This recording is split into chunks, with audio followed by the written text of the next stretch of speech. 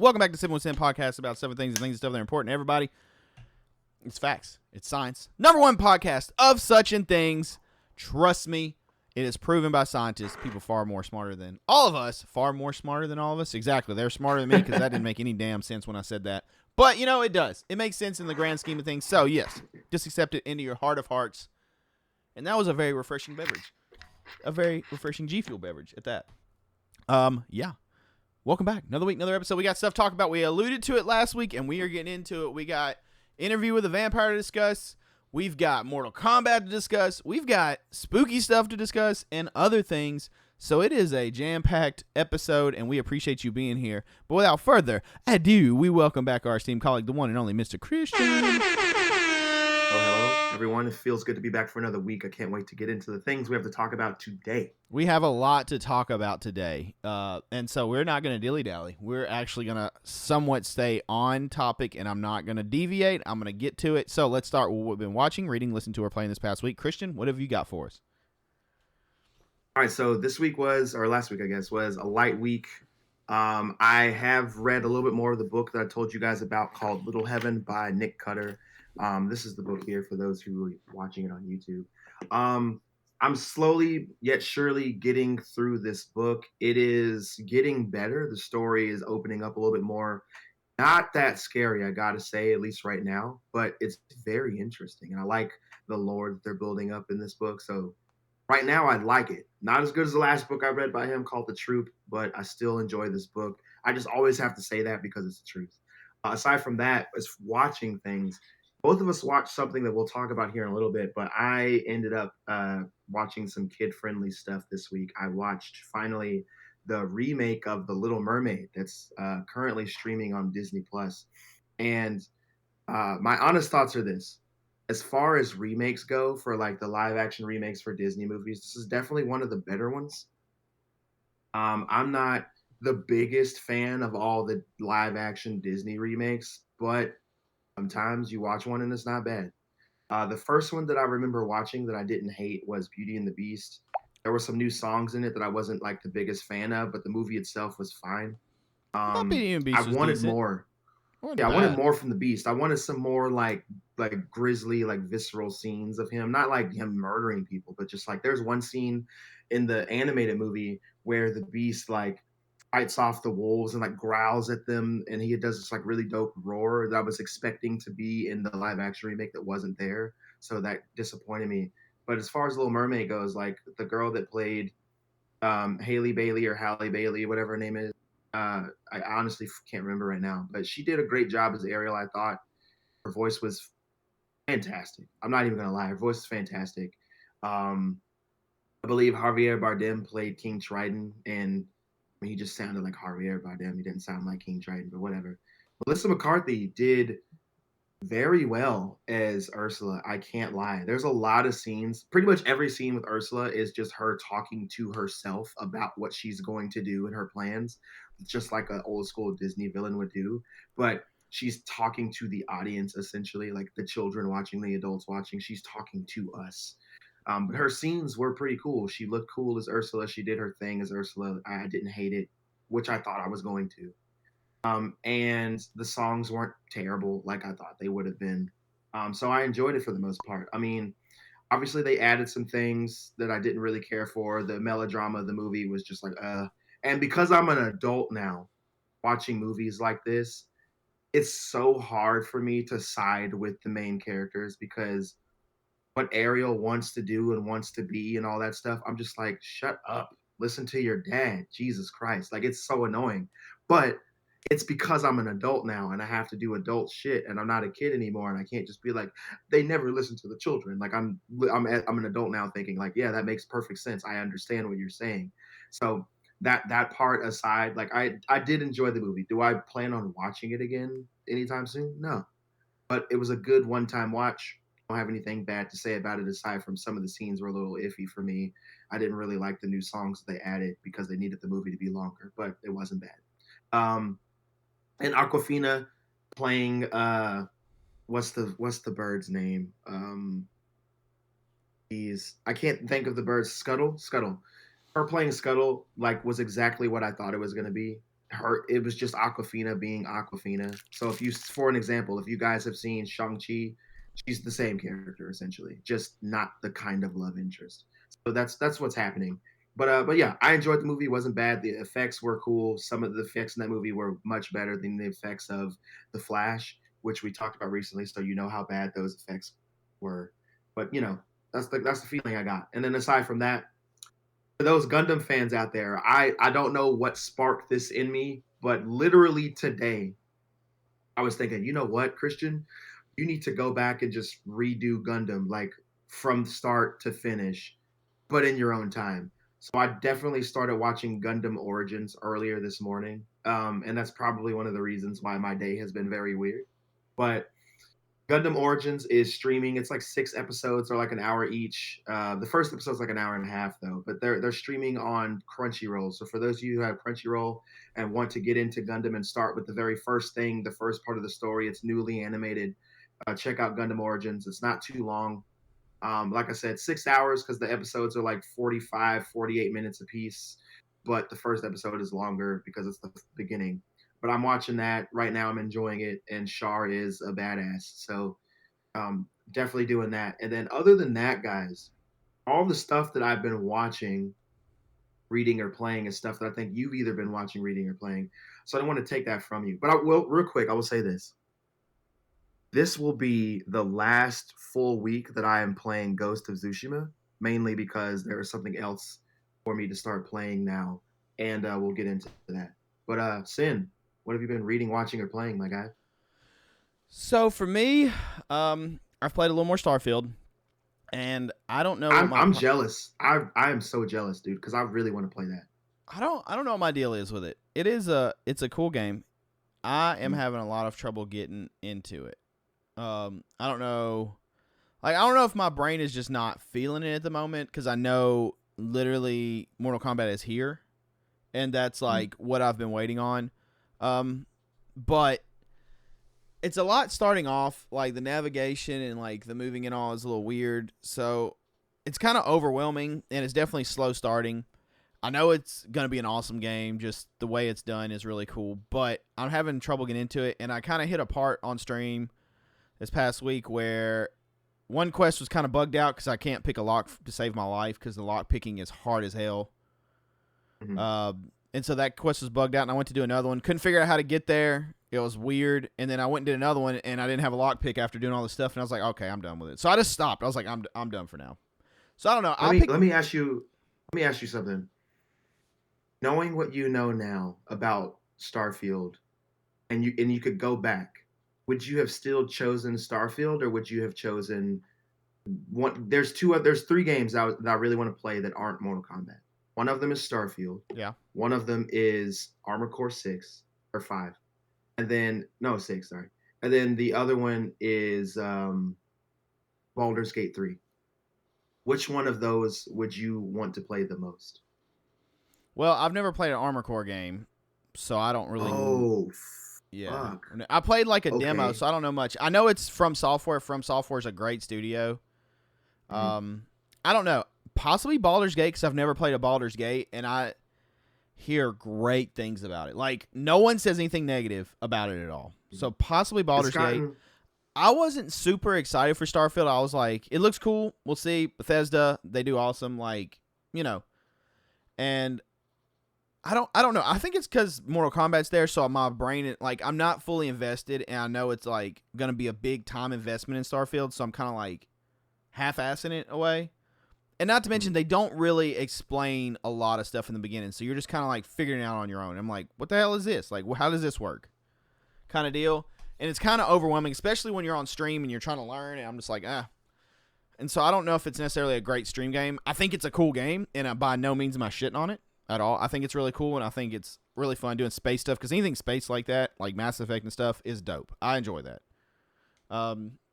So I don't know. I'll probably come back to it. I'm gonna take a break from it. Obviously, Mortal Kombat's coming out, and that's gonna hoard and take up pretty much most of my stream time. Eventually, I'm gonna play Baldur's Gate, because I know the missus has played the first 2, I think, the old ones, and she wants to play this one, and you can co-op on the couch, and or something. So I'm gonna try that with her and just kind of For learn. Do what? wait, for which game? Baldur's Gate. Was the Oh, I didn't. I completely forgot that it was co-op. Completely forgot. Yeah. So like my understanding, I could be really wrong. If so, let me know in the comments. But if she is the host, so say she starts her game and I make a character and I join and we're co-oping together, essentially my character stays in her party unless I guess she kicks me out or something, but it stays in her party and Yes. levels up when I'm not even there playing. But I can't Oh, play my nice. character unless she's playing. So I would have to make another character to play solo myself. So for me, as someone that's never played it, that'll probably be the best bet, just to make a character, and since she's kind of more familiar with it, just play along with her and do that stuff. Well, we'll play it eventually. Armor Core I've heard good things about too, so I don't know. I don't know on that one. My Okay. brain's been solely focused. We had Diablo, which took up my time, and then I've been kind of bouncing around since then, playing different stuff. But Mortal Kombat's what I've been like tunnel vision waiting on. So I played that. I did play another game, and I wanted to talk to you about this because we've talked about it before, and I never brought myself to buy it because I was like, I don't know. The games have been fun before, but it's free on PlayStation right now. I think you have to have like PlayStation Plus or something probably. I'm not really sure. Mm-hmm. But it's one of their monthly games, and that game is Saints Row. And it's a game, I know it got some not great reviews and stuff, but me and TJ, shout out to TJ for listening, decided to play it. I convinced him we should try it, so we both downloaded it and played. You can have one person jump in and out co-op. So we jumped in pretty early. Christian, let me tell you, I laughed my ass off just creating my character. So much. My dude straight up looks like Frankenstein with a pompadour haircut and like mutton chops, and just he's got the biggest set of cojones you've ever seen. Like you can adjust that. So dude's when he moves, his pants are like all awkward looking. Dude, I laughed so hard on that game. I laughed so hard. And then us playing it, we had like time just flew by. We were just laughing and having fun, just doing stupid stuff, doing some missions, then doing stupid stuff. There was a few bugs he ran into. With him, I think he was playing on PS4, but other than that, dude, it was a really good time. You totally should download it. It's good for laughs, and definitely like, I mean, you know what Saints Row is. It's GTA, but a more humorous, like cartoony GTA, like over the top, just dumb shit. Okay. I will say I have it in my library right now, so I definitely would play it. But it's like it's a fun video game. It's like what you think of when you think of a video game. Like, I just want to do over the top, really dumb shit, and that's it. Mm-hmm. Like, I jumped off and like wingsuited around and flew into the ground on accident, and TJ had to come save me. And I was flying a helicopter around, landing at him, like starting fights and leaving him with a cop, like just all kinds of fun stuff. We were having a blast. Yeah. Like I definitely would like to play that with you guys, just in general, to be honest. It's just a bad time. There's so many games I was just saying earlier, the 3 games I want to play plus Mortal Kombat. There's just so much right now that I want to get my hands on, and I'll only have so much time. The older you get, the more work you have to do. Family stuff comes in, life stuff comes in, so it's just hard to balance the time for all those things. But that's definitely on the list, and I'll absolutely play it at some point with you guys. All right, but past that, I watched a couple movies and finished up something that we'll be talking about here shortly. But I watched a couple movies. First one I watched was The Machine, which is a Burt Kreischer comedian. He's known for his most famous story is The Machine, where pretty much he was like 18 years old and he went on like a school trip over to Russia, and he ends up getting in with the Russian mafia, partying and stuff, and then robs his train where they're in with them, and including his classmates and all this stuff. And it kind of goes off that. It has Mark Hamill in it, playing as his father, and it's kind of like however many years after the fact that has to go back. That's like a thing was missing, like a watch or something, and they're trying to find it. So they bring him back to Russia to find it in the mafia. And I don't know. It's funny. It's goofy. Is it like a top tier movie? No, but if you enjoy his comedy, definitely watch it because it's Burt Kreischer and he's hilarious, and I do enjoy him. So it was a fun watch. And I would watch it again, but it's not like something that I want to watch like all the time. You know, I would constantly put on and be like, oh yeah. But it was pretty funny. So watch that, and then I also watched Voyage of the Demeter. So I will say this. And I will preference this. I'm going to rewatch it probably in October for spooky season because the time of us watching it, your boy was sleepier in hell. So I was just sitting there like, how long is this movie? Like, I just wanted to go to bed. I was done. It'd been a long day, but I watched it. I will start by giving you my rating, and I will give this movie a... Right now with the first watch, I would give it a 7. Strong 7. okay. Yeah, I'm going to stay on 7. I almost went to 6.5. I'm going to stay 7. We're going to put it at 7 for now. This could change in October when I rewatch it. But that is initial impression. It is not the best thing I've ever seen. It's not the worst thing I've ever seen. It's about a, decent horror movie, vampire movie. It's about what you expect. There was no crazy twist or turns. It's Dracula. Spoiler. I mean, it's taken from the excerpt in the Dracula book, Bram Stoker's Dracula. I cannot remember the name of it. Curse Ship or Ship of the Damned or something like that. Mm-hmm. Do you know what I'm talking about? Yeah, it's I think it's a chapter. I don't think it's a whole thing. I think it's literally just a chapter. it's a chapter of the book. I don't even, is it a full chapter? I think it's a chapter, but it's not very long. It's super quick, and they tell you pretty much everything that's going to happen immediately in that chapter, and you're done because that's just him going from one place to coming to. Yes.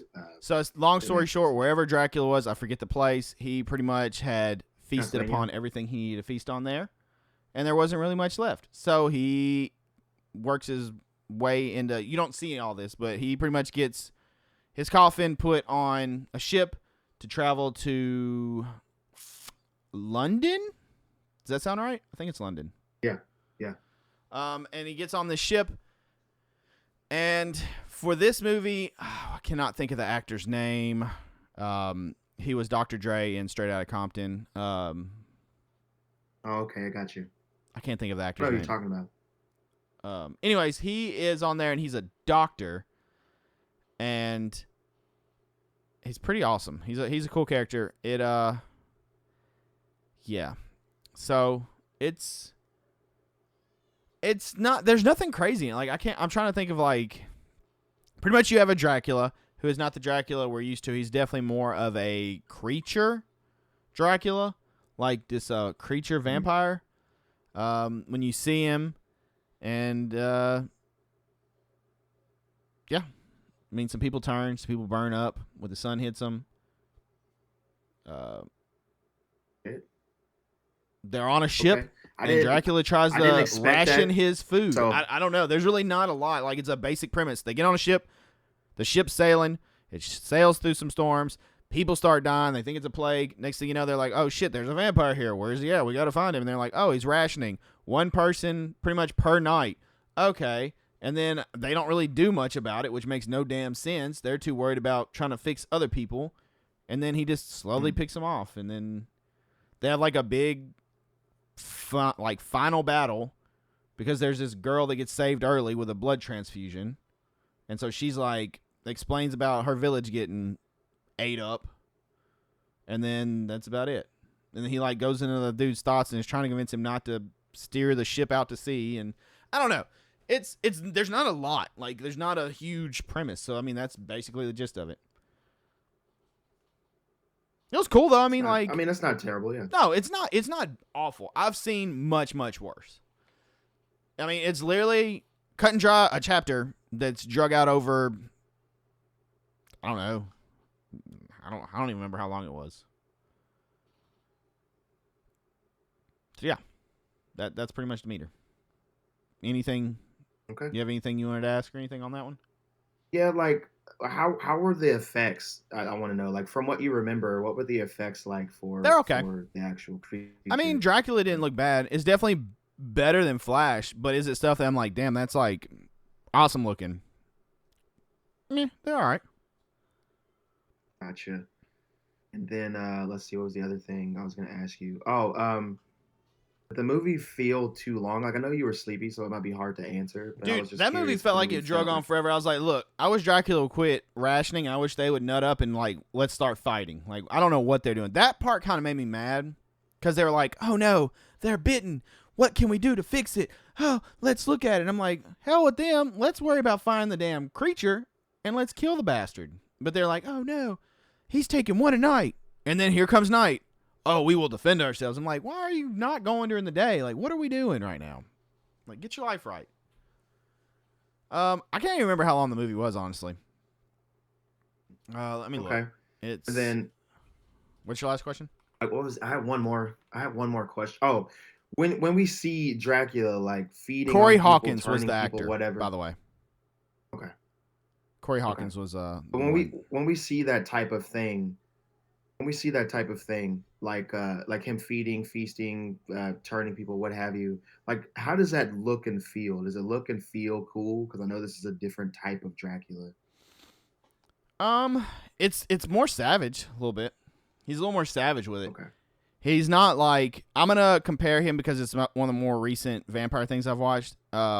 He's not like the big vampire in Midnight Mass where he's like full on focused and that's tunnel vision. It's more like he does stuff or rips like the neck and then he just starts drinking and then he like does his thing and then gets the hell out.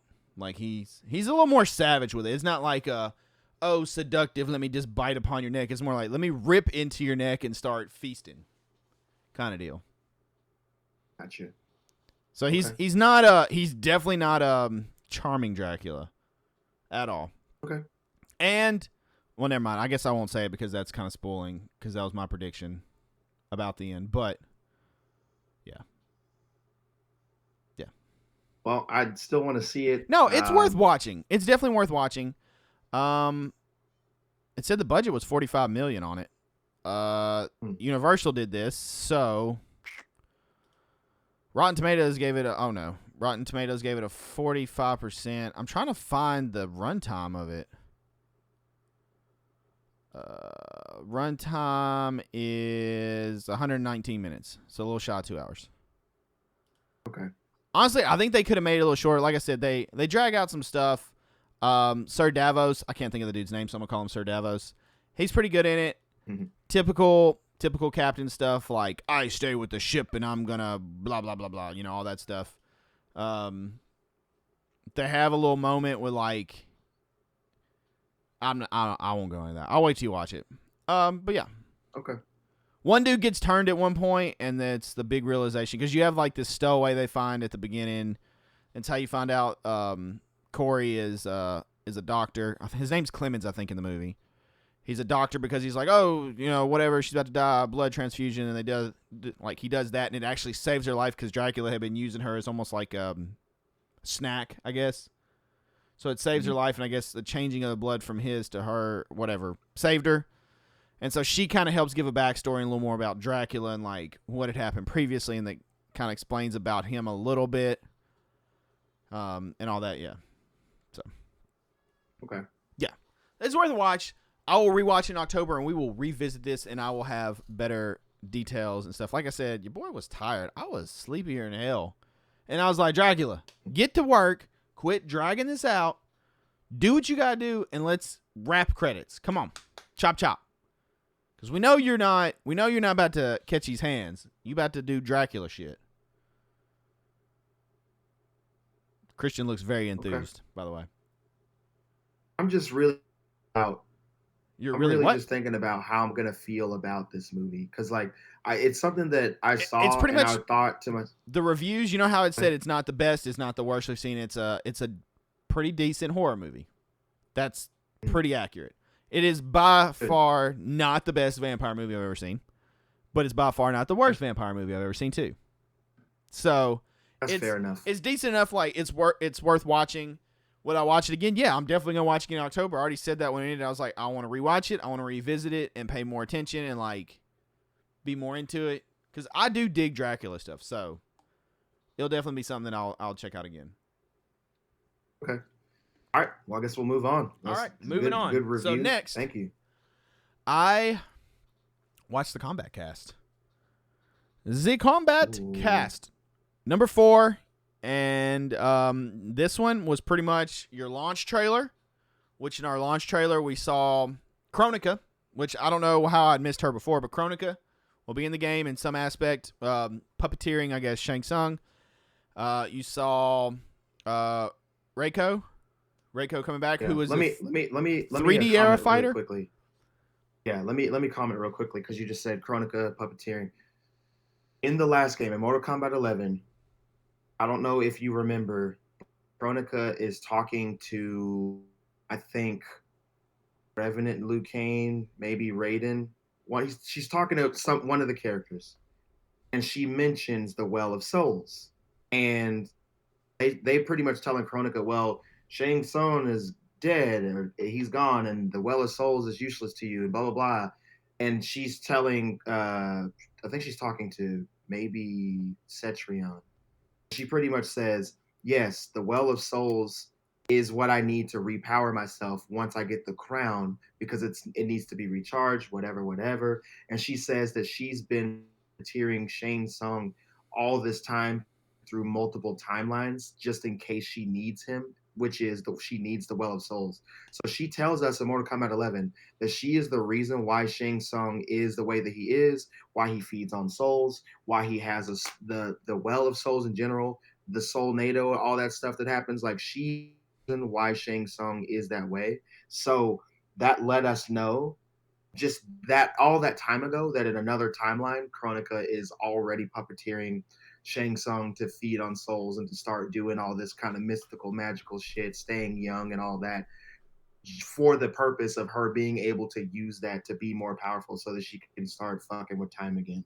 So in this new story, I'm sure that we will see. Well, we've seen it already. I don't think I brought it up, but the trailer that leaked a while ago, that had it's like the first few minutes of the game starts actually with Shang Tsung, and he's like a traveling salesman essentially, and all his wares and shit that he sells are ailments and stuff. All of it's fake.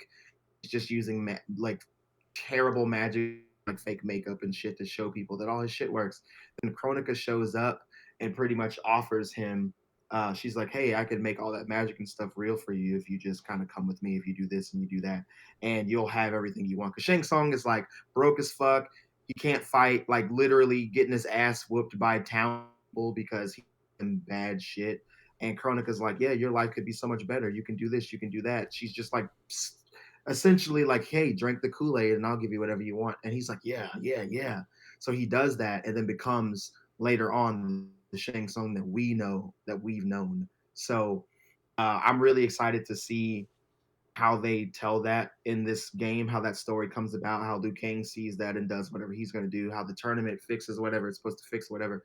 So I'm really excited to see how that's going to be. And yeah, she told us in the last game that she has been puppeteering Shang Tsung in every single timeline just in case she was defeated. It's a real quick scene in that game, but I rewatched it recently, and yes, she does say that. So the people in NetherRealm, bro, they've been on their shit. They've been waiting to tell us that for a long time. I'm cool with that. I like the fact that she's back. I think there's a hidden main boss though. I think there's somebody. I Ooh, think they're gonna, and I have nothing to base this on other than last game. Our pre-order was Shao Kahn, correct? that's great. Shao Kahn was not your main boss. They kind of threw a curveball for you. Shang Tsung's been the main boss before, like your main villain, and Kronika's been the main one. I don't think they're gonna be it. I think there's gonna be someone else. So I think you're gonna You get. remember the first trailer of Mortal Kombat 11 we got, where Liu Kang is talking? Well, Fire God Liu Kang is talking, and it's the first trailer they show us, and Shang Tsung's in that trailer, and they tell you that if you pre-order, you get Shang Tsung. Liu Kang says in that trailer that Shang Tsung is the one constant evil in every timeline. So I think that's because Kronika has been manipulating him throughout all of the timelines, and he's always going. He's manipulated to be a dirty piece of garbage all the time, and that'll tie in somehow. Now, as far as this hidden boss stuff, that's actually exciting as fuck because I didn't really think about that until you just said it. So That makes I me mean, I even guess more hidden excited to boss is play the it. wrong word. I just think I think it's smoke and mirrors because I feel like they do that in NetherRealm. They'll be like, here's your villain you're used to, but what we're not telling you is once you get in the story, there's actually a different villain. Mhm. Because, I mean, yeah, that's what I think. It could be different. I don't know. I'm so excited for the story. Like, the more stuff I see, the more I cannot wait to play the story. I'm pumped. We may have lost Christian into. He may have went to the Netherworld. I'm not sure. Netherworld, Netherrealm. I think we lost him. Anyways, he's in Outworld. Outworld confirmed. Okay, so other than that, in the Kombat Cast, they showed the launch trailer. You saw the characters, and then they also showed gameplay from Reiku, who I will say right now before playing him, based on what I saw, doesn't look like he'll be in my rotation. Definitely a grappler. He has some range attacks. Looked cool, but I don't think he's for me. The moveset just didn't seem like something that I would mesh with very well. They showed him and they showed Shang Tsung. God, dude, I don't know what just happened to my mouth there. And talking is hard. They showed Shang Tsung, and he actually looks really dope. He can change from a younger form to an older form, which changes his move slightly. He looked really cool. He has some claws, and he's got his fireballs and stuff. And he looked really fun. He looked really good. Definitely want to check him out. He is a part. You have to pre-order to get him. But they showed gameplay for both of them. Kind of broke down them a little bit, and then they also showed Invasions. And I have to say, Invasions has got me really excited. Welcome back from Outworld, by the way. Thank you. I told them they showed the breakdown of those two characters, and one is not for me. Reiku's not probably my cup of tea. Maybe yours. I think that I'll definitely learning Reiko for sure. He's like a brawler slash grappler.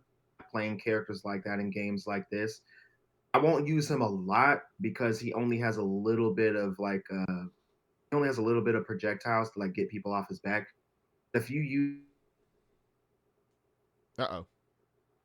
You go back to the Outworld? Christian has returned to the Outworld. Christian is so excited for more combat, he can't stay out the Outworld. I don't know what's going on with him. But, yeah, I don't think he's for me. I don't think he's my kind of character. So I'll go back to Invasions while Christian figures out his Outworldness. Invasion. So Invasion is what's taking place of Crypt. And it's an RPG style mode where, from what they said yesterday, there will be seasons. So you'll have your like profile level, which I don't think changes, but then you have your invasion level, and 1 to 30 is what you can get each season. Then it resets when the season ends. Just on that, you don't have to have just one character. So say you're like, I'm gonna do invasion with Scorpion. You can do invasion with Scorpion, and then you're like, I'm not feeling Scorpion now. I'm gonna go to Sub-Zero. You can go to Sub-Zero. You keep your level, keep your stuff, everything. You don't have to level characters up. It all stays in invasion level, which is pretty dope. You can change like gear and setups and like talismans, as well as putting points like RPG style. But it also looks like a board game. And based on what they showed yesterday, it is their mesas. And so the mesas are essentially, all this is replacing like living towers and crypt. It's like all that rolled into one. Mesas are like different little world looking things that you go. And then at the end of each season, the final mesa will be the invasion boss. So season 1 that they showed, it's going to be Scorpion. And it's a whole story about what's going on, all that. So it's an extra like story mode thing for you. Looks really cool. Each one will have different challenges, different things, different fights, all that stuff. And it gives you a lot more to do. I'm really excited for it. You can unlock some customization stuff. They did mention, so say you only play online, you can unlock. If you play Sub-Zero, you can unlock Sub-Zero stuff as you play. Like, it doesn't matter. You're going to unlock stuff no matter what. If you're a main of one person, you only play one person, you're going to be unlocking for them. I think that's really cool. And you unlock whether you play invasions, whether you play online, whether you're playing story. Like, if you're just playing the game, you play the game, you unlock, and you level. So that's pretty cool. There is no battle pass. There is no microtransactions stuff. There is no, like, pay-to-win in invasion. Do what? Yeah. I looked at the gameplay. I know that you're talking about, like, invasion and them telling us there's no microtransactions. I will say this. There's no pay-to-win in it, like, since it's RPG. Yeah, there's no pay. I looked at the stuff last night, and I saw that For some people who are able to play the game, I looked at a quick little clip while I was on my break at work last night of someone booting up the game who got to download it a little early. And what I saw was essentially them being able to, he was looking at a lot of the characters, seeing what kind of gear you could change, because there's like a gear thing that you'll be able to change for characters. So like for an example, Havoc. Havoc has different like heads, like masks on his head. I saw that Shang Tsung has different like claw thingies for his weapon that he uses in this game. And then that's really all I'll say for people who like don't want to hear more about it, yourself included, Sin. But there are things that you buy in the game, but you buy them with in-game currency, not real There is currency. seasonal So there things you aren't. unlock too. So like season 1, there's stuff you'll unlock that'll only be available season 1 by playing the game. They did mention that too. Like different, probably cosmetics, I'm guessing. Yeah. I actually saw one of the cosmetics last night that for that. One of them was like like Liu Kang. Fire God Liu Kang has a new outfit that's like red and looks kind of like or almost. He has a new cosmetic outfit like that that you can buy with the currency from the game. And for people who reserved like the heavier editions of the game, like the ones that cost over $100, you get whatever the game rubies are, dragon coins, whatever, the game to buy those cosmetic things. So one of the guys that I was watching last night, or the guy that I was watching last night that played the game a little early, he had the in-game money for buying whatever the highest edition of the game was, and he used his money on that the fire god Liu Kang skin essentially, and then I bought something else for Liu Kang as well. And I didn't watch that stream too much because I didn't want to see everything for the game. I wanted to be surprised. I just wanted to see what it looked like. He wasn't even playing the story. He wasn't playing fights yet. He was just looking at the characters, and that's what I because, like I've said on this podcast, like I said to you, Sin, something that games do that is very very simple that makes you enjoy the game, that increases the shelf life for the game for me, is customization. So if you're able to customize a character in a fighting game, especially, like you can customize what they look like, you can customize their outfits, this and that, then that's cool. I like to see that. And it looks like they have some kind of create a character looking thing. I didn't look at that. I don't know if it's create a character. I might just be saying that because I saw it in the comments for when people were saying stuff live. But there are things that are grayed out that that the person couldn't get to yet, that weren't unlocked yet, or that weren't available yet because of a DLC that we'll be getting next year.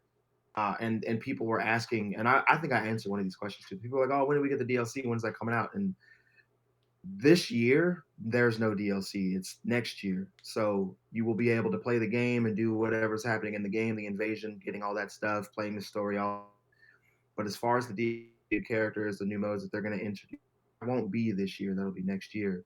I know it seems like a long time because we want it right now, but it's September right now.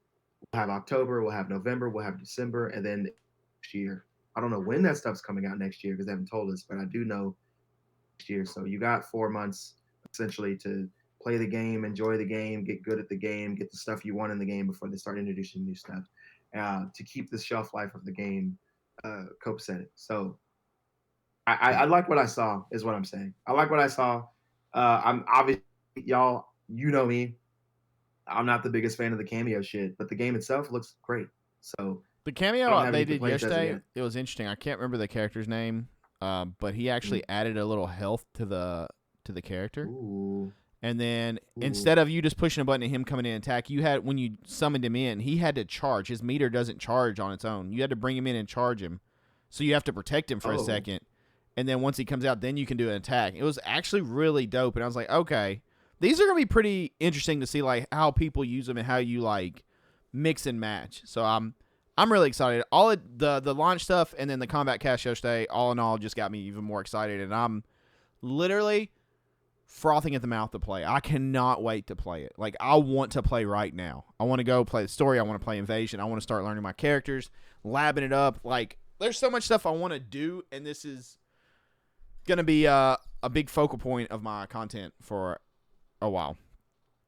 With that being said, I have a challenge for you listeners. If you're listening and you have not come to my live stream, come to the live stream and say I'm from the podcast. I would love to say hello to you. Kick.com/IamSinister. Just saying, we'll be playing Mortal Kombat I've also this week, we didn't really talk about it, but I have been working. I've been working behind the scenes for a while, but this week is really ramped up. I've been getting settings and everything set up. I'm going to start doing some live vocal performances. So I'm going to make a complete and utter ass of myself. But I've been working on the settings, and I will be doing some of my old band songs, like me and Christian have talked about, our band stuff, as well as the band he talked about, Resurrect. I'm going to be doing some of their songs, and I'm working on setting up a set list and doing all that. So it will be fun, hopefully, or I'll look like a complete and utter fool, which is probably more the case. But either way, come watch me do vocals and see if the old band still got it. Other than that, do you have any other final thoughts on Mortal Kombat before we go to our next subject? Because we're starting to run low on time. That is true. I don't have too much more to say other than what I've already said before. I'm really excited to get the game, get it in my hands, get the physical copy, and see what we got going on. So we will have more on that. So, guys, I'm sure we will, at that point, have sunk our teeth firmly. We should have more by next episode, honestly. We should have initial first thoughts of us getting to play it, I would think. Absolutely. All right. Well, at the time of this recording, actually, I plan to have the game tomorrow night. Or aren't you just fancy? Hello, Mr. Fancy Pants. All right, well, we're going to move it along. That was about the Kombat Kast. Now, we talked a little bit last week about Interview with a Vampire, and we're going to talk about it some now. We are running a little low. We're starting to get close to the time limit, but we're going to talk about it. I recently watched the Interview with a Vampire show. Christian talks about it at length last year, I think, around October-ish. I finally watched it, me and the missus. We checked it out. It's on HBO Max or Max, whatever. You know what I mean. It's on there now if you want to check it out. I think it's 7 episodes. I could be wrong, but I'm pretty sure it's only 7 episodes. It stars Grey Worm. I cannot think of his name. What's his name? Jeez, I forget the actor's name right now. He's also a singer. Thanks to Christian, I know that. Yeah. Yeah, his stage name for like vocal stuff is Riley Ritchie, but I gotta remember his. Okay. Anyways, it stars him. I watched that, and then after we watched that, that inspired me to go back and rewatch the What is it? His name's Jacob Anderson. Jacob Anderson. After we watched the show, the missus had never watched the movie, so she was interested. So we went and watched the 1994 movie Interview with a Vampire starring Tom Cruise and Brad Pitt. Nice. Sadly, I have not got to rewatch Queen of the Damned yet. She saw the trailer and was like, this looks awful. And I was like, you shut your mouth. The music, if I remember correctly, the soundtrack slaps. Listen. The soundtrack for Queen of the Damned is one of the only soundtracks that I still blast to this day. It's early one of my 2000s favorites. A lot of soundtrack. people who don't like it. It's like industrial nu metal. So if you don't like that kind of music, obviously you hate it. But you're wrong because that is my childhood. And we'll get into it. We're not going to dilly-dally. We're going to go back to the thing. So, the show, really good. I will say this right off the bat. I was fascinated with Louis. What'd you say his name is? Jacob Anderson? Yeah. I thought he did a great job. Louis, to me, was this really classy, ruthless at times. He could be ruthless. You know, they definitely changed. I don't know what's closer. So, there's a lot of stuff that I'm not sure. I've never read the book. And which one's closer? The movie, Louis is more of like gentleman living in a plantation. In the show, he's essentially a pimp. I think they did change that for the show. He's not a pimp in the show. It's closer to what it is in the movie for Louis. In the book, he's closer to the movie? Yeah, but they changed it around because they wanted to bend the races a little bit for this. Like Claudia, Louis, like both of them weren't people of color in the book. Which, honestly, in the grand scheme of things, it makes a lot of sense because the thing is based in New Orleans, so it all just it works well. Like it all really does go very nicely with what the whole story is. Plus, like you get a gay interracial vampire couple. Like, come on, that's too good to say no to. So. Now we go to Lestat, who has to be probably my favorite character. Lestat is batshit crazy, and I love it. Yeah. Like, he really is. Lestat is way more French than Tom Cruise. After watching and hearing the French accent so much and how of snob, essentially, Lestat is, I was like, Tom Cruise, kind of lets me down. And then watching Tom Cruise struggle with like the teeth. I feel like yeah. They both struggle with the teeth a lot. Brad Pitt's wasn't quite as bad. Like I guess he just had like I was also looking. Tom Cruise has kind of thin lips, and Brad Pitt's are a little thicker. And there was times where Tom Cruise is trying to like really get into it, and he's just spitting everywhere because he's just struggling with these damn teeth, and you could tell. And he holds his mouth a little weird, and I was like, yeah, he's struggling with the vampire teeth. But Lestat in the show is really interesting. Also very ruthless. Claudia has a much bigger role and different role than the movie. To me, she's close with Lestat. I feel like ish in the movie, as close as she's gonna be with anybody, and it's opposite in the show. She's more like fond of Louis. Yeah, so Lestat is the one that turned her in both. Right, in all three, really, the movie, the show, and in the yes, because I don't think Louis. I guess Louis doesn't know how to turn. Right, that's correct. And also, Lestat only turned Claudia because he wanted to trap Louis. Like he wanted Louis to stay with him. So it's just like he's a terrible toxic lover, right? So he didn't want Louis to leave. So he essentially had a baby out of wedlock, essentially. Not out of wedlock. Yeah, out of wedlock. He had a baby out of wedlock so that Louis wouldn't leave because he knew that Louis would stay for Claudia. And then he thought it would bring them closer together, right? So that's why he did what he did. And it's so manipulative and fucked up, but that's the whole point of Lestat's character.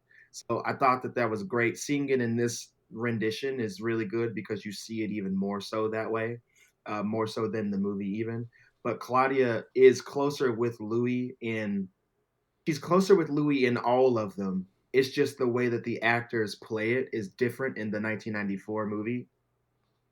How that goes. But Claudia, like Louis is like her surrogate dad, essentially, and she wants to stay with him because he treats her right and like a person and all this, and he, gives her the opportunity to do things that she wants to do, which is awesome. However, with that said, Lestat is the one that shows her how to be a predator, how to be a vampire. Essentially, like she favors Lestat a lot more in that aspect than Louis. Louis is more of a pacifist, I guess, if you will. Like he doesn't want to kill. Exactly, but Claudia is a predator. Like she wants to do those vampire things, but she knows that Lestat is, and because I don't have a better term for it right now off the top of my head, Lestat's a piece of shit.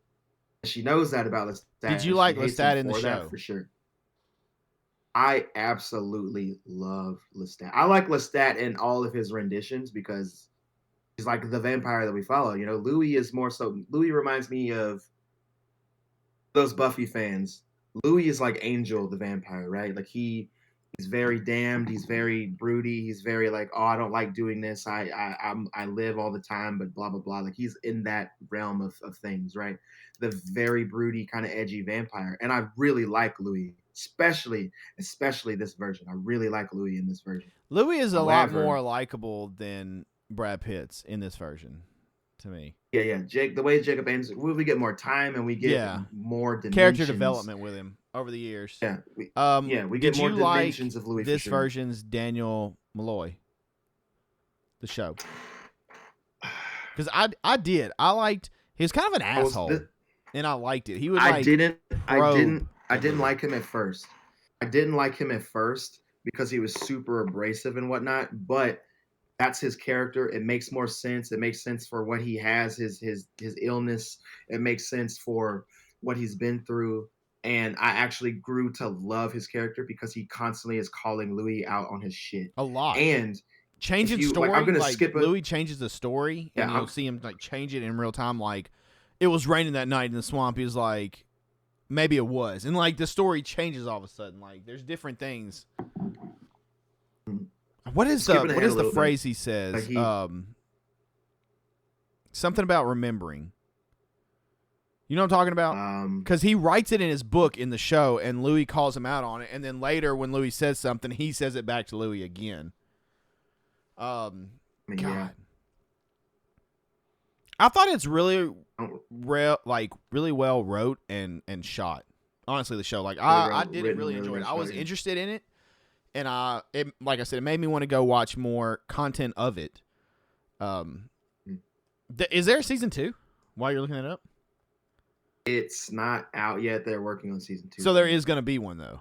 I know it's not out yet, Yeah, but okay, because the way they leave yeah, it off yeah. is definitely there has to be, because if you know anything about Interview with the Vampire, there comes a time where Lestat, Louis, and them turn on Lestat, and Louis and Claudia turn on Lestat and take out Lestat, or so they think.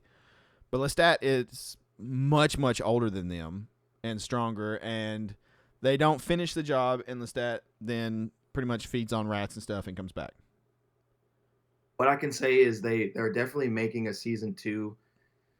It was supposed to come out early to mid next year, but that window might change because of the strike. Right. Um, One other thing about the show, so the way they introduce Armand, I kind of knew something was up with that person because they were already kind of like off. And then whenever Louis feeds Yeah, on the one dude and he's all staggered, and then he feeds on Armand, which you don't know is Armand at the time, I was like, how is this little dude not phased by this? Like, what? There's something off here. Like, there's some kind of something is not right. And then when he makes his revelation, I was like, I'll be damned. That's Antonio Banderas' character. Like, okay, I should have known that was coming. But it was a cool but reveal of who he was. You see, like, so Louis' story does kind of change, and he makes Because they're not romantically involved in the movie. Which I don't even know that Louis and Lestat are romantically involved in the movie. So here's the thing: in the books, they are. They are romantically involved. But in the movie, yes. In the books, they are. But in the movies, they didn't want to make it too gay because it was 1994, and they didn't want to make everything. They probably were afraid of backlash in '94 with having two of Hollywood's top actors being gay together. They weren't ready for like Brokeback Mountain stuff. Yeah, man. Nobody was ready to see that shit, but people like me who read the book, and then people in the community in general, you know what I'm saying? Like they knew what was going on. Like the movies. If you go back and watch that movie, it's gay as hell. It's just not overtly gay. It's like very undertoned. Like you know what I'm saying? Like they always show Lestat, like Tom Cruise's version of Lestat, like preying on women and stuff, and like they show a little boob and everything to keep the men watching the movie, especially with the theater of 94, like that keep them quelled essentially. But like everybody else, they knew I what mean, was it going makes on. way Like I'm more watching sense that that shit. they're involved. If you think about it, with like how Lestat is and how their relationship is, it does make way more sense for it to be a toxic relationship between the two. Yeah, like Like he why cares else because would it's his why else maker, would but he? also he cares more than Yeah, just it's his maker. mhm. It's the same with Claudia. Like Claudia cares that Lestat is her maker, essentially, like her dad, right? Her vampire dad. But like Louis is her. Louis is the one that she gives a shit about his feelings, and it's because of how Louis is. She knows that Lestat, Claudia acts on her impulses in both versions of this, especially this version. Claudia, by the way, is my favorite. But Claudia is a good mirror to the worst parts of Louis. I'm sorry, of Lestat a lot of the times when she's doing her predator shit. But aside from that, like she's a good person. You know what I mean? Like Louis is trying to be a good person, but he's also a fucking vampire, and he's been through a lot of racism and adversity in his life in general. Like if you remember the first episode, at his own brothel, excuse me, that one white guy that was there while Louis was trying to help him after he got his head busted by that big prostitute that said that Yes, he he makes a tried to snarky comment. sodomize her. Essentially, he called Louis the N word straight up, and with the hard R, and Louis just like let it roll off his back. He was like, I'm just gonna pretend like that didn't happen because you're hurting, and I'm gonna still get the doctor here to help you, and blah blah blah. Like Louis knows how to put on the face, but it's hard for him to keep it on. You know what I'm saying? So little spurts of it are fine. I will say though, like first show, his sister gets married and all that, and his relationship with his brother. I knew watching that like his brother wasn't gonna make it because he's super schizophrenic and shit. And like at the time back then, there's no way that they were gonna have something to help him out. And they're sitting on the roof, and I'm watching it, with Joe, and I she's called he just was like, dying then. she was like, "Is he gonna jump off the roof? Is he gonna jump off the roof? He's gonna jump off the roof. He's gonna jump off the roof." And I was just like, "Just watch it." And then he does, and she was just like, When we were "I'll watching, it was tell kind of you." like I called it first because we were watching it and you got the sunset coming up and they were hurrying and just had like a wedding and stuff. And I was like, this is his last sunset. I was like, brother's about to straight up swan dive off this roof. And my wife's like, no, they wouldn't do that. And I was like, he's straight up gone. And then he walks off and falls off and she's like, Straight up gone. what the shit? I was like, yeah, you saw that coming. Like, if he didn't go on his own accord, probably Lestat or somebody's taking him out. Because he already kind of pissed Lestat off. For the first episode, after Louis' brother commits suicide and his mom blames Louis, like, it's your fault, you did this, you said something to him, he's gone because of you, he can't go to heaven, he's going to go to hell because he killed himself. He's a man of God, why would he kill himself, blah, blah, blah, blah, blah. All that happens. And then there's a courting period that there's not in the movie, too, between Lestat and Louis. Before Louis turned. Like, they're together, like, maybe not together, but they're around each other all the time, like, talking and, going over stuff. Mm-hmm. They're essentially, yeah, you're right.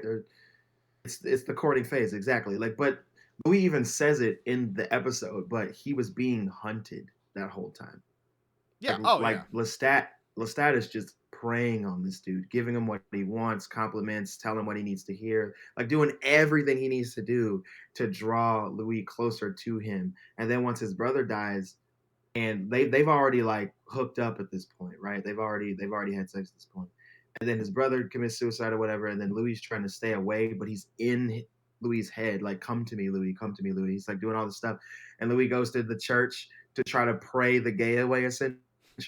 What the fuck? And Lestat's like, fuck it, goes into the church, sets fire to stuff. Like, we don't see how the fire gets started, but he goes to kill the fucking priest, and Louis sees him eating the priest. And then I love how they shot this. Lestat stands up after he kills that guy and sees somebody else that saw it, and he's like running out to go tell people and stuff. And Lestat's just walking, but he's walking much faster than the guy can run. So the way they shot it was like slow-mo. So you see how slow everybody looks compared to Lestat, and how the lights and stuff are different compared to how Lestat sees it. And he gets up to the dude and just punches right through the back of his head. His fist comes out of the dude's face. And then when we were watching that, Joe was like, oh my God, what is happening? And she's freaking the fuck out. And I was like, yeah, dude, Lestat is a fucking monster, dude. Lestat at this time is what, like, is he 200 years old at the point or just over 100? I think I don't remember how old he is. I don't want to lie to you. I'm not sure. But I know the vampires get in this lore, like, the more kind of powers they develop and shit. So, which is most vampire things. The older, the stronger they are. Yeah. And some vampires in this world have different abilities. Like, not every vampire can fly and can get in your head in this world. So essentially, breaking down what we've kind of talked about, and this is a question I have for you. And I guess you've kind of already answered it, but as far as the original material, which would be Anne Rice's books, plural, right? There's multiple books. Yeah. The show is closer to the books than the movie was, even though she helped with the movie. Actually, I think she helped with both, didn't she? Well, Anne Rice passed. Well, it has something on the credits for the show. It was Anne Rice and somebody else, another Rice, Christopher Rice, executive producers. Anne Rice, Christopher Rice, which I'm assuming is her son. Well, grandson. Anne Rice passed. Anne Rice passed before the show came out, I want to say, because she passed in 2021 in December. Okay, so she helped at the start of it, like, to kind of. Yeah. She was definitely a part of it, and Anne Rice has been wanting to get these shows or movies made for years, but she wanted to get them made the way that she wanted them made. So I think her children are the ones that are helping this go through now. Christopher Rice, I believe, is the one that we're referring to, which is her son. Yeah.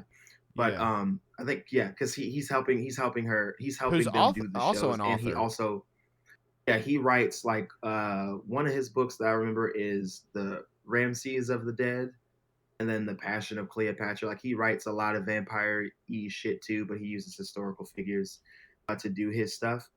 So that's how that works. Okay. But yes, you are correct. That is how that goes. That is how that happens. But they are honoring her by making these That's adaptations the cool. way they are making them, by putting the stuff that needs to be in there. They're changing shit around. Don't get me wrong. Like Louis being black, Claudia being black, and then like how some of the events transpire, it being told in New Orleans and all this stuff. Like I think New Orleans was how it was originally, but Louis initially owned like a plantation, Yes. and then didn't treat the people that he was with too bad because he wasn't like hella racist, but also had servants and stuff. So Yes. once he became a vampire, him and Louis would only be there at night. The servants would never see them during the day, and they all thought that they were monsters because of that, and they saw them drinking blood a couple of times, so they didn't like that, so they tried to kill them, and then Louis got fucking pissed and like killed everybody in there and burned his house down and shit. But they changed that in the movie to make him more sympathetic, because in the books and shit, Louis does get pissed off and like fucking he fucks people up, but he doesn't, that's not his first reaction, is killing people. So they made him more relatable in the movie with Tom Cruise by making him, I'm sorry, with Brad Pitt, by making him more relatable in that way. But yeah, Louis will get some shit done. Yeah, the show is definitely a little bit more is closer to the original source material than the movie was, because also in the movie they kind of crammed together two books, because the movies are Interview with the Vampire, which is Louis telling the story Right. essentially, like we get Louis and Lestat. Then you have the Vampire Lestat, which is just Lestat's story. And then the other book that you have is Wasn't there a Queen of the Damned? also Queen of the Damned is one of them too. Is after the Vampire Lestat, but Lestat is the character that we follow throughout all of these books. Like Louis isn't the character that we follow; it's Louis Lestat. is just So pretty this much is the main character of Interview with a Vampire. yeah, this is Lestat's story. Don't get it twisted. Like Lestat is the main bitch, to say the least. So show is closer. I mean, based on kind of how we were talking about, I kind of figured that was the case. But it's really good. It's really good. I actually do really enjoy it. I was trying to think if there's anything else on it. Dude, Lestat's sadistic. Like, I don't even know how to. There's times where I was like, good God, Lestat. Like, just. I love his love for music, too. He's such a music snob. I think the order, because I don't have all of the books. Excuse me. I only actually own Interview with the Vampire, and I wanted to read the Vampire Lestat, but I didn't get to finish it. Read some Queen of the Damned, but didn't realize I needed to go back. So the order of the books are Interview with the Vampire Lestat, Queen of the Damned, The Tale of the Body Thief, which is about how Lestat lost his body and had to get it back. And you have it's like Minal the Devil is the next one. And then you have the Vampire Armand, because he has his own book. And then there's some books in between that I don't remember at all. But one of the last ones were Prince Lestat, and then there's another Prince Lestat book after that that came out before she died, because she wrote a lot of shit. The last book that she wrote was called Blood Communion, but I never read that because I literally stopped after The Tale of the Body Thief, and I didn't get to go further because I was trying to go back, because all these books are old. Interview with the Vampire came out in 76. The Vampire Lestat didn't come out to fucking 85. Queen of the Damned came out in 88. the 80s. 88. Yes, thank you. And then like in 92 is when the Body Thief came out, and then in 95 is when the Minoc the Devil came out. But that was when the movie came out too, which was in 94. So Anne Rice's been writing about Lestat and Armand and shit. That's her pretty much. That's her main thing. There's another that's show her that's legacy. based off her books, Witching Hour or something, I think. Yeah, I don't think that's based off of her shit, but that's the. Well, she has a book called Witching Hour. Maybe it's not called Witching. It has the chick from what the hell is she from? Baywatch and something else. I can't think of her name. She was in True Detective. Alexandria Daddario. Yes, it had her. I saw whenever we were watching, I saw a trailer for it, and I was like, oh, and it said based off Anne Rice stuff. But I never heard of it until then, so definitely not as popular as Interview with a Vampire. I didn't know there was that I many only vaguely. books. Yeah, she's written a lot of shit, bro. She wrote a lot of shit, and she took a long time to write these vampire novels to keep the stories together. And she changed some shit during writing the books. Don't get me wrong. Like some of the stuff that we know about Lestat from the earlier books is different in the later books because he changes stuff. But like I said, these books are mainly about Lestat. Like we only follow Louis the one time. I did, So while looking up stuff about Anne Rice just now, I did find something that was another question because I feel like a lot of the stuff she does center around Louisiana. And she's actually from New Orleans, Louisiana. She was born there. So that kind of makes sense. makes sense. I also see a lot of inspiration from Anne Rice in True Blood. There's a lot of similarities in parts. That Yeah, a lot of people who write whoever vampire did True Blood definitely stuff took in general. inspiration. People who write vampire stuff in general are taking inspiration from Bram Stoker, from Mary Shelley, from Anne Rice. Like you will see that a lot in vampire lore because it's like definitive definitive shit for these characters. So you'll see, like I said, a lot of that. All right. Well, do you have anything else you wanted to talk about on Interview with the Vampire? Any final thoughts? I could talk about it all day. My final thoughts are this: if you haven't seen it, you should. It's good. And It's really good. yeah, We enjoyed give it. it a chance, man. I've been talking about this show for 2 years now, and it's for a reason. I will say really quick, it doesn't have much to do with this show. It has nothing to do with this show. I'll just say this. I have caught up on Ahsoka, and it is better than I thought it was going to be, but also it might be because of my nostalgia. However, I do like the show, and I wish that we could get more. I expect a little bit more from it, and I want to see. I just want the Ahsoka show to turn out to be more than what it is right now. I really, really like the last episode. But for those of you who have watched it, you know why I like it so much, of course. But Ahsoka is one of my favorite characters in the Star Wars lore. So I just want them to give us a little bit more. I want to see more of her being a badass, more of what we know she can do. I want to see more of that, and I also want to see that. I also want to see that.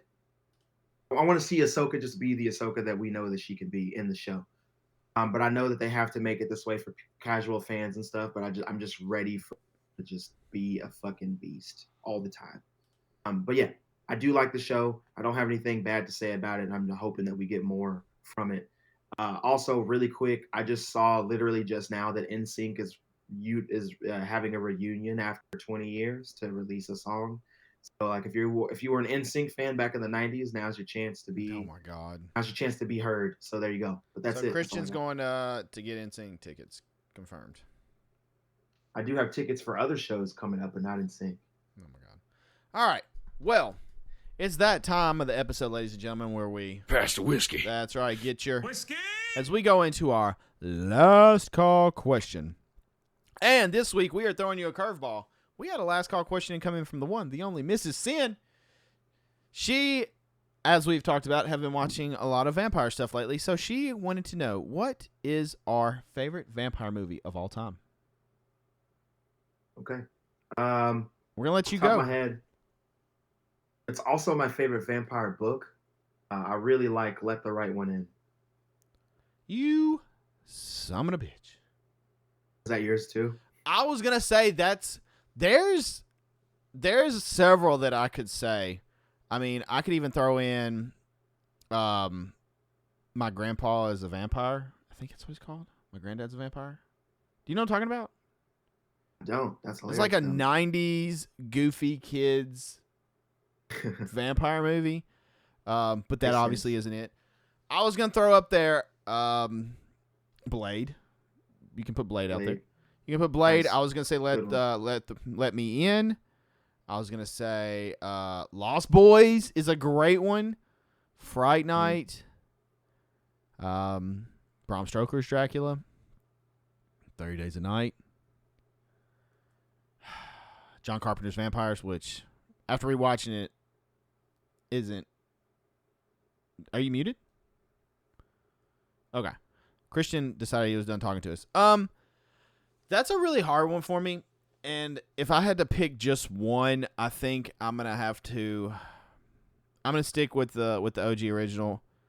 God, I want to say Bela Lugosi's Dracula is what I want to say because I really love the Universal monsters. But favorite vampire movie, Underworld could go up there. God, dude, there's a lot. I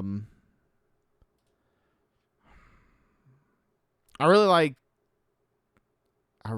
like 30 Days a Night. But I don't know that I can give it to it. I don't know how I can give it to it for this one.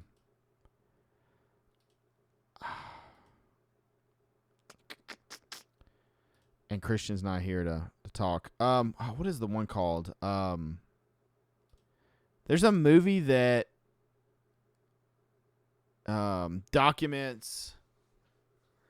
What is it called? There's a movie that documents like the Nosferatu, and I can't think of what it's called right now. I cannot think of what it's called. To be honest, I have no clue. I'm drawing a complete and utter blank on it. This is tough. Monster Squad would be up there, although it's not really just focused on it. I kind of want to say Lost Boys. I really do love Lost Boys, but I also really want to say 30 Days a Night or Fright Night the remake. I do really like Fright Night the remake. Dude, that's hard. Blade also. God, I don't know. Those would be solid ones I'd always go to. We do watch, every year we watch Fright Night.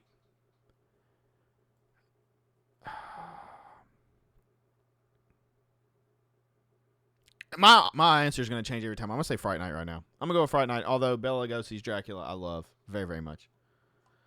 God, the remake. Colin Farrell's Vampire is just too good. But, again, tomorrow my answer could be Lost Boys, or it could be 30 Days a Night, which I really love. Those are like, they're all neck and neck for me. So I'm going to go with that. I would love to know what you guys' favorite vampire movie is. It's getting close to spooky season. We need to know. There's movies like Daybreaker, Van Helsing, Dracula 3000, Blade, Dracula 2000. Monster Squad, as I mentioned. My Babysitter's a Vampire, if you want to go down that path. The Blood Beast Terror, I don't know what that is. There's all kinds of stuff. Dracula Untold. Renfield, House of Dracula. Innocent Blood. There is so much out there. Dark Shadows, if you want to go down that way too. I Am Legend, actually. It's kind of vampire-ish too. But yeah. Let us know, what's your favorite vampire movie? That's a really good question by Mrs. Sin, and I actually should have asked her what hers is. I bet she would say Fright Night because she loves Colin Farrell, so I feel like I kind of copped out, so we're just going to stick with that for this time. But I will definitely think about it, and as we get into spooky season, we'll maybe even list the top vampire movies of all time. And more than likely, my list will probably change on what my top one is. There's a very good chance of that. But I'm not sure what just happened to Christian. Looks like you had a phone call or something. So we're going to get to wrapping this thing up. Thank you so much for being here. And if you would like your question to be featured in Last Call, then join the Gilded server, gilded.gg/sinisterpack in the application put from the podcast. Or you can click the link. It might be down below the video. And join the Discord. I have an old Discord that has been around since I streamed on Mixer days. You're more than welcome to join there. I can set up a thing for Sippin With Sin over there, and you can put your question there. But gilded.gg/sinisterpack is the main part where we have the podcast every week, and we have the questions set up. So you have a Last Call questions section, as well as the Sinister Tales, which will be coming to you very soon. We're probably going to do the first Sinister Tales in a while over the Bell Witch, so get ready for that as spooky season approaches. But like I said, in the application, if it asks you for an application, just put from the podcast. Or you can hit us up on social media, Twitter, Instagram, Facebook, TikTok, or Threads at Sippin With Sin, SIPPIN with Sin. That's right. You can hit us up there with the Last Call question and get a feature on an episode. Sinister Tales coming back soon. Hit us up with those, and we're going to be getting those going because spooky season is upon us. But new episodes of Sippin With Sin come out every Wednesday, 8 a.m. Central Time on Apple, Spotify, Anchor, Overcast, Google, all that stuff. rate it 5-star, subscribe, follow, share, all the good things. Enjoy the episode and share it with a friend. Spread the word. Let's continue to grow this audience and grow this group. We really appreciate you all for listening and being here. You can find me on my personal socials at IamSinister TV on Twitter, Instagram, Threads, and TikTok, and Facebook. You can find me at facebook.com/IamSinisterTV. You can also find me streaming live. Come say hello. I'm from the pod over my live stream at kick.com/IamSinister. You can find me on twitch.tv/IamSinister. And then, of course, you can find me on YouTube, youtube.com/IamSinister, where the live video version of the podcast comes out every Wednesday, 8 a.m. Central Time. Same as the audio. Wednesdays, 8 a.m. Central, every week. New episodes. Go show it love. Subscribe. Thumbs up. All that stuff. We greatly appreciate it. We're pushing towards a really nice goal, hitting that 1K subscriber over on YouTube, so definitely keep sharing the word. You can find Christian on his socials. I think he's coming back to finally maybe tell us about it. Just in time, he's coming back from, he's muted, by the way, because he didn't know what he's doing with his life. There we go.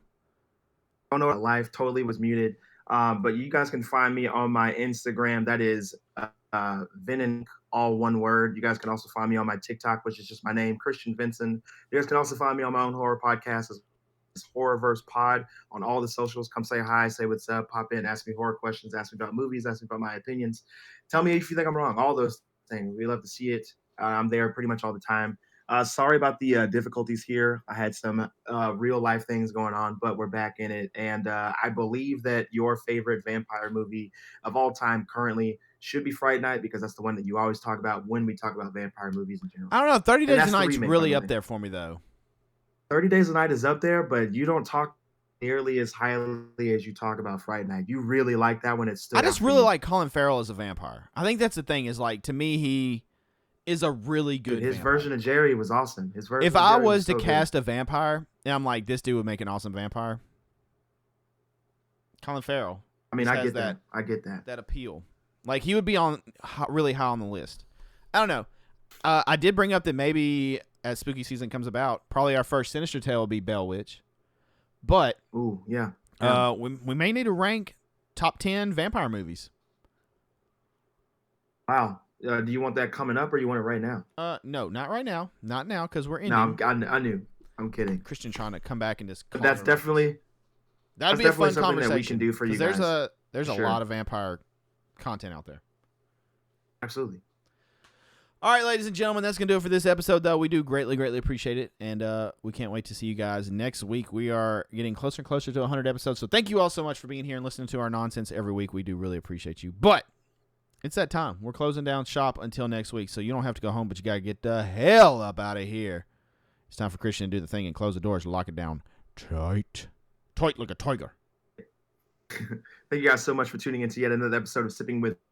Thank you for dealing with me and my technical difficulties. I appreciate it so much. You guys want to talk to us, you know exactly where to do it. Come say hi. Come tell us what's up. We love you guys so much. Thank you again for listening. If you are this far into it, as Sin says, you are a real one. But before you leave, guys, I'm going to leave you with 3 words. Words to leave you with on every single podcast. If you haven't heard it before, listen carefully, because they might save your life. If you've heard it before, say them with me. Those words are: don't get gut. See you guys next week.